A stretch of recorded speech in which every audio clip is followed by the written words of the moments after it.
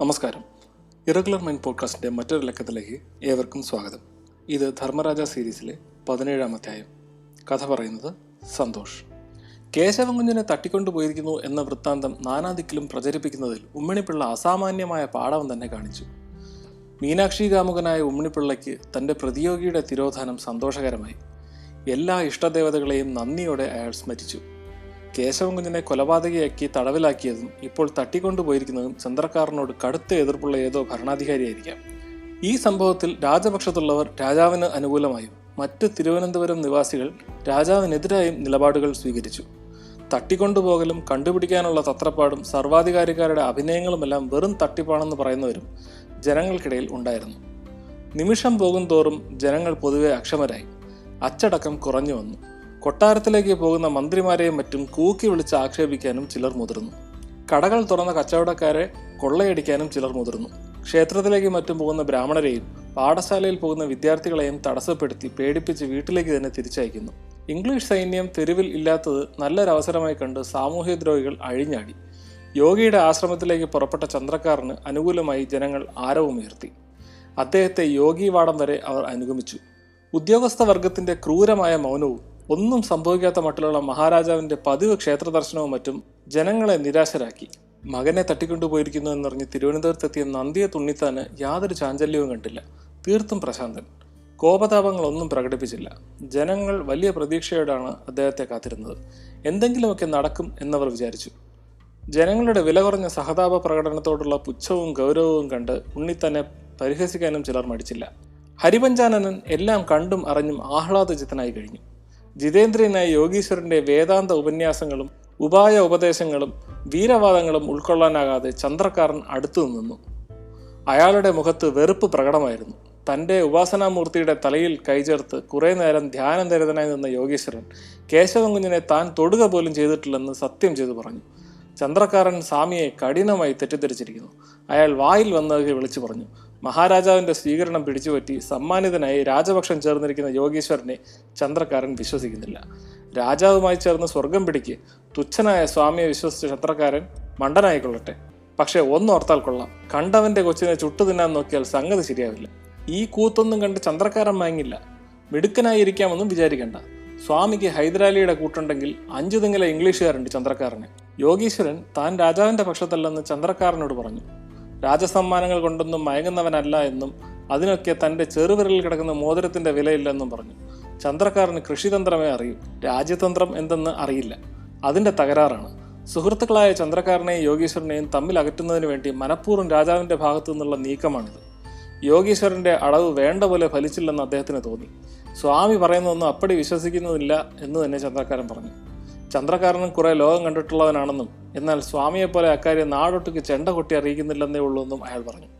ചിലമ്പിനകത്ത് നിന്ന് ചന്ദ്രക്കാരൻ കെട്ടിപ്പൊക്കിയ കോട്ട സ്വാമിയുടെ തൃക്കാല് കുത്തിയപ്പോൾ തകർന്നു തുടങ്ങി. 5 തെങ്ങിലുള്ള ഇംഗ്ലീഷുകാരുമായി ഉണ്ടായിരുന്ന ബന്ധം സ്വാമിയാണ് തകർത്തത്. ഇപ്പോഴും അവർ അത്ര ദൂരത്തൊന്നുമല്ല. ഇനിയും അവരുമായി സഖ്യം അസാധ്യമൊന്നുമല്ല എന്ന് സ്വാമി അറിയണം. അവസാനം തൻ്റെ കൊച്ചിനെ തൊട്ട് കളിക്കുന്നവരെ ഉയിരോടെ വിടില്ലെന്ന് ചന്ദ്രക്കാരൻ താക്കീത് കൊടുത്തു പോകാൻ ഭാവിച്ചപ്പോൾ കാരുണ്യമൂർത്തിയായ സ്വാമി ചന്ദ്രക്കാരനെ കെട്ടിപ്പുണർന്നുകൊണ്ട് അംബികാ വിഗ്രഹത്തിന്റെ മുന്നിൽ പോയി നിർത്തി ഭസ്മം തൊടുവിച്ചു. ചന്ദ്രക്കാരന്റെ കോപവും താപവും അക്ഷണം ഇല്ലാണ്ടായി. രാജാവിന്റെ ആൾക്കാരുടെ ചതിയെപ്പറ്റിയുള്ള വേദന മാത്രം ചന്ദ്രക്കാരന്റെ മനസ്സിൽ അവശേഷിച്ചു. യോഗീശ്വരൻ അരുളി ചെയ്തു: ബന്ധുവേ, നമുക്ക് ജയകാലം എടുത്തിരിക്കുന്നു. പുറത്തെ കഥകൾ നിങ്ങൾ തന്നെ കണ്ടില്ലേ? നിങ്ങളുടെ മരുമകന്റെ ഒരു രോമത്തെ ആരെങ്കിലും നഷ്ടമാക്കുന്നുവെങ്കിൽ തിരുവിതാംകൂർ കടലും കായലും കരയും മലയും അടക്കം ഭസ്മം. പണ്ട് പൗണ്ഡ്രക വാസുദേവന്റെ കാശീപുരം പോലെ 1000 വത്സരം ഇപ്പുറം എരിഞ്ഞമരും. അതിന് ജഗദംബിക സഹായം. മരുമകൻ എവിടെ എന്നറിയണം അല്ലേ? നിൽക്കൂ. ഇത് പറഞ്ഞ് യോഗീശ്വരൻ വിശ്വദർശനത്തിനു വേണ്ടി ധ്യാനമഗ്നനായി. പഞ്ചേന്ദ്രിയങ്ങളെ ബന്ധിച്ച് ഇമവെട്ടാതെ തുറകണ്ണുകളോടെ കൈകൾ ഉയർത്തി കാൽവിരലുകൾ മാത്രം നിലത്തു നിൽക്കുന്ന ആ മഹായോഗിയെ കണ്ട് ചന്ദ്രക്കാരൻ നിശ്ചേഷ്ടനായി നിന്നുപോയി. യോഗീശ്വരന്റെ സിദ്ധിപ്രഭാവത്തെ ചന്ദ്രക്കാരൻ ആദരിച്ചു. കുറെ കഴിഞ്ഞ് ചില മൊഴിമുത്തുകൾ യോഗീശ്വരൻ തൂകി. ജ്ഞാനദൃഷ്ടിയിൽ കാണുന്ന ചില കാഴ്ചകൾ വിവരിച്ചു. ഏതോ ഘോരവനത്തിൽ സന്തുഷ്ടനായിരിക്കുന്ന കേശവകുഞ്ഞിനെ യോഗീശ്വരൻ കാണുന്നു. അവനോട് മനസമാധാനമായിരിക്കാൻ ഉപദേശിക്കുന്നു. അതിനുശേഷം ധ്യാനത്തിൽ നിന്നുണർന്ന് ചന്ദ്രക്കാരനോട് ബ്രഹ്മസ്വരൂപിണി തന്നിലൂടെ എന്തെല്ലാമാണ് അരുളി ചെയ്തത് എന്ന് ചോദിച്ചു. ചന്ദ്രക്കാരൻ തൻ്റെ അവിവേകത്തിന് മാപ്പ് ചോദിച്ചു. ഏത് കാട്ടിലാണ് കുഞ്ഞിനെ ഒളിപ്പിച്ചിരിക്കുന്നത് എന്നറിയാതെ വിഷമിച്ചു. അക്കാര്യം യോഗി ധ്യാനാവസ്ഥയിൽ പറഞ്ഞില്ലല്ലോ. ഒന്നും യോഗീശ്വരൻ്റെ നിയന്ത്രണത്തിലല്ലല്ലോ നടക്കുന്നത്. ജഗദംബ അദ്ദേഹത്തിലൂടെ വെളിപ്പെട്ടു എന്ന് മാത്രം. പക്ഷേ അദ്ദേഹം ചന്ദ്രക്കാരനോട് പറഞ്ഞു, വെളിപാടിൽ രാജാവിനെ പറ്റി എന്തെങ്കിലും പരാമർശം ഉണ്ടായിട്ടുണ്ടെങ്കിൽ പുറത്തു പറഞ്ഞേക്കരുതെന്ന്. തയ്യാറെടുപ്പുകൾ പൂർണ്ണമാകുന്നവരെ ക്ഷമിക്കേണ്ടിയിരിക്കുന്നു. എല്ലാത്തിനും തക്ക ശിക്ഷ കൊടുത്തുകൊള്ളാമെന്ന് സ്വാമി ചന്ദ്രക്കാരനെ സമാധാനിപ്പിച്ചു.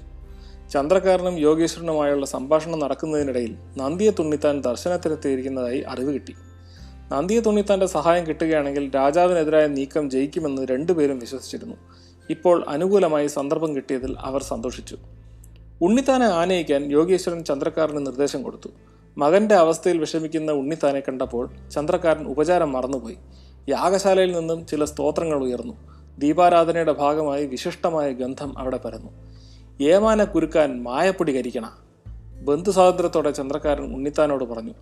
ഭഗവത് സ്തോത്രങ്ങൾ കേട്ട് ലയിച്ചു നിന്ന ഉണ്ണിത്താനെ സുഗന്ധം സ്വാധീനിച്ചു. ഭക്തിയുടെ മൂർത്തിഭാവം പോലെ ഒരു രൂപം ഉണ്ണിത്താൻ്റെ മുന്നിൽ പ്രത്യക്ഷപ്പെട്ടു. കാഷായ വസ്ത്രം ധരിച്ചിരിക്കുന്നതല്ലാതെ യാതൊരു ആഭരണങ്ങളോ കുങ്കുമലേപനമോ ഇല്ലായിരുന്നു. ചന്ദ്രക്കാരൻ ഭക്തിപൂർവ്വം വീണ്ടും തൊഴുതു. ഉണ്ണിത്താൻ യോഗിയോട് കാണിക്കേണ്ടതായ യാതൊരു ഭക്തിയോ വിനയാദരങ്ങളോ പ്രകടിപ്പിച്ചില്ല. യോഗിയുടെ രൂപവും ശബ്ദവും ഉണ്ണിത്താൻ സസൂക്ഷ്മം വിലയിരുത്തി. കണ്ടിട്ടുള്ള ഏതോ രൂപസാദൃശ്യം മനസ്സിൽ തെളിഞ്ഞതുകൊണ്ട് മുമ്പ് ഇതുപോലൊരു അവസരത്തിൽ ചന്ദ്രക്കാരനും ചിന്താക്കുഴപ്പമുണ്ടായിട്ടുണ്ട്. തൻ്റെ മുൻപിൽ നിൽക്കുന്ന ഈ രൂപത്തെ മുൻപ് കണ്ടിട്ടുണ്ടെന്നും ശബ്ദത്തെ കേട്ടിട്ടുണ്ടെന്നും ഉണ്ണിത്താൻ്റെ ബുദ്ധി ഉപദേശിച്ചു. ഒരുപക്ഷെ കേവലം യാദൃശ്ചികമാകാം എന്ന് പിന്നീട് വിചാരിച്ചു. ഒരു ഭിഷഗ്വരനായ ഉണ്ണിത്താന് ചവനപ്രാശത്തെപ്പറ്റി അറിയാം. എന്നാലും വാർദ്ധക്യത്തെ അത്ര ഇല്ലാണ്ടാക്കാനാവുമോ? ഹരിപഞ്ചാനൻ്റെ അച്ഛൻ കുട്ടിക്കോന്തിശൻ്റെ രൂപം യോഗിയിൽ തെളിഞ്ഞു നിൽക്കുന്നു. അയാൾ ചെറുപ്പമായതുപോലെ തോന്നിപ്പോകുന്നു. ചന്ദ്രക്കാരൻ അയാളുടെ പ്രാകൃതമായ ഭാഷയിൽ ഉണ്ണിത്താനെ യോഗീശ്വരന് പരിചയപ്പെടുത്തി. എന്നിട്ടും അദ്ദേഹം നിശ്ചലനായി നിന്നതേ ഉള്ളൂ. ഉണ്ണിത്താൻ്റെ മനസ്സിലെ ചിന്തകൾ എന്താണെന്ന് സ്വാമിക്ക് മനസ്സിലായി.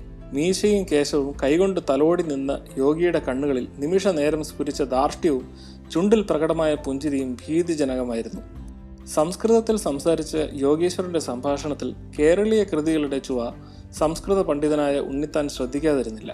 തപോവൃത്തിയിലൂടെ മോക്ഷം പ്രാപിച്ച തൻ്റെ അച്ഛനെപ്പറ്റിയും ദിവംഗതയായ അമ്മയെപ്പറ്റിയും യോഗീശ്വരൻ ഉണ്ണിത്താനോട് സംസാരിച്ചു. മകന്റെ തിരോധാനത്തെപ്പറ്റി യാതൊന്നും ചോദിക്കുകയോ പറയുകയോ ചെയ്യാതെ പോകാൻ തിടുക്കം കൂട്ടിയ ഉണ്ണിത്താൻ്റെ നടപടി ചന്ദ്രക്കാരന് പിടിച്ചില്ല. യോഗിക്ക് കാര്യം മനസ്സിലായി.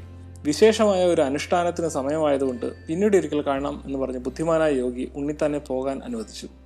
ഉണ്ണിത്താൻ ഇറങ്ങിയപ്പോൾ യോഗീശ്വരൻ അർദ്ധഗർഭമായി ഒന്ന് ചിരിച്ചു.